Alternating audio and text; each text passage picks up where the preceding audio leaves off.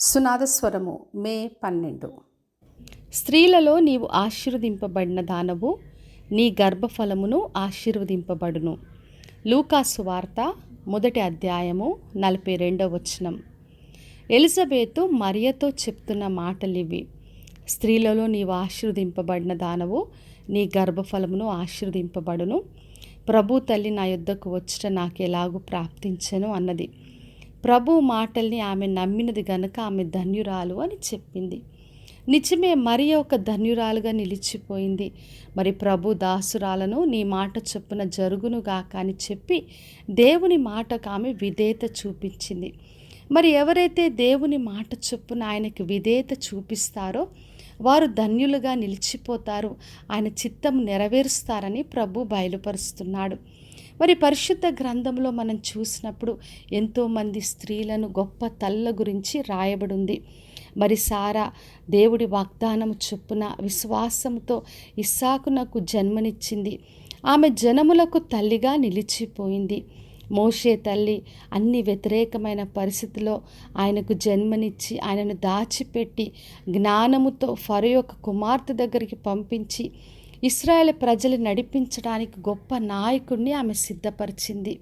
మరి హన్న కన్నీటితో దేవుని సన్నిధిలో ప్రార్థించి సమూయేలుని పొందుకుంది. తర్వాత ఆయనను దేవునికి ప్రతిష్ఠించింది. మరి దెబోరా ఇశ్రాయేలుకు తల్లిగా ఆమె జీవించింది. మరి తిమోతి యొక్క తల్లి గురించి, అమ్మమ్మ గురించి పౌలు వారి విశ్వాసం గురించి గొప్పగా ఘనపరిచాడు. ఈ విధంగా పరిశుద్ధ గ్రంథంలో ఎంతోమంది స్త్రీలు తల్ల గురించి రాయబడింది. కొంతమంది శారీరకంగా కని పెంచి పోషించిన వాళ్ళు ఉన్నారు. కొంతమంది విశ్వాసంలో బలపరిచి రక్షణలోకి నడిపించిన వాళ్ళు ఉన్నారు. ఎవరైనప్పటికీ కూడా ప్రభు మరి వాళ్ళందరినీ ఘనపరిచాడు.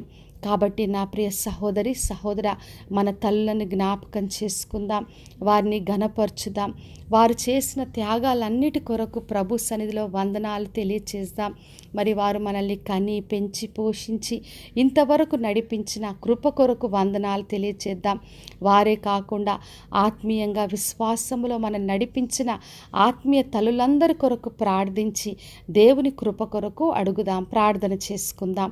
పరలోకమందున్న మా తండ్రి, మా దేవ, మరి మా తల్లులందరినీ మేము జ్ఞాపకం చేసుకుంటున్నాం తండ్రి. మాకిచ్చిన మంచి తల్లుల కొరకే మీకు వందనాలు చెల్లిస్తున్నాం తండ్రి. విశ్వాసంలో నడిపించిన ప్రతి తల్లిని దీవించి ఆశీర్వదించండి. వారికి మంచి ఆయుష్, ఆరోగ్యం, క్షేమము దయచేసి ఘనపరచమని యేసు నామములో అడిగి వేడుకొంచున్నాను తండ్రి, ఆమెన్. ఈ శుభవచనము వినుచున్న ప్రతి ఒక్కరి జీవితంలో నెరవేర్చబడునుగాక. నేను మీ ప్రియ సహోదరి మంజులా చరణ్.